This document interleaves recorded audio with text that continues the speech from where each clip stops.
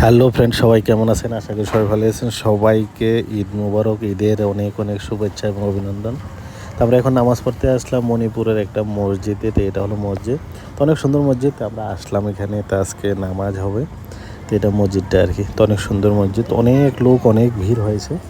তো আজকে ঈদের খুশিতে সবাইকে মানে জানাচ্ছি যে ওই দিনটা সুন্দরভাবে কাটাবেন, আনন্দে কাটাবেন।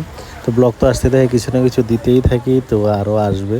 তো বিভিন্ন জায়গার ব্লগ, বিভিন্ন জায়গার যে আমরা যাই, ওসব জায়গাগুলো ব্লগের মাধ্যমে দেখানোর চেষ্টা করি। তো আপনারা ভালো থাকবেন। তো আজকে তো আমাদের ঈদ, তো স্পেশালিভাবেই ব্লগটা দিলাম।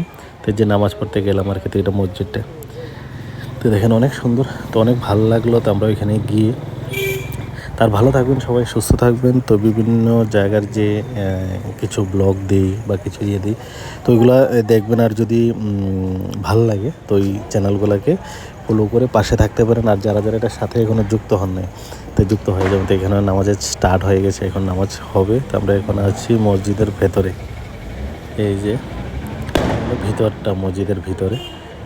তো অনেক লোক, তো এখন শেষ, নামাজ শেষের পর এখন যাচ্ছি, এই যে। আর সবাই ভালো থাকবেন। তাই ব্লগের মাধ্যমে কিছু দেখানোর চেষ্টা করলাম। আর বাকি আপনারা যে আজকে ঈদের আনন্দটা কে কীরকম হলো, কেমন হলো, আর জাতি বর্ণ ধর্ম নির্বিশেষে সবাই আনন্দে এই দিনটা কাটাবেন। আর সবাইকে ঈদ মুবারক। এই যে এটা হলো মসজিদটাতে, এখন নামাজ শেষ, তো আমরা এখন চলে যাব এখান থেকে। এই যে শেষের পথে এখন, তো এখন বের হয়ে গেলাম আমরা এখন।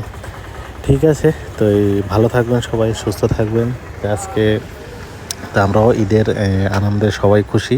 তো আপনারাও এই খুশিটাকে খুশির মতো কাটাবেন, ভালো করে, সুন্দরভাবে। এই যে তো অনেক বড় মসজিদ, অনেক বড়। ঠিক আছে, ভালো থাকবেন সবাই, সুস্থ থাকবেন। সবাইকে আবার ঈদ মোবারক।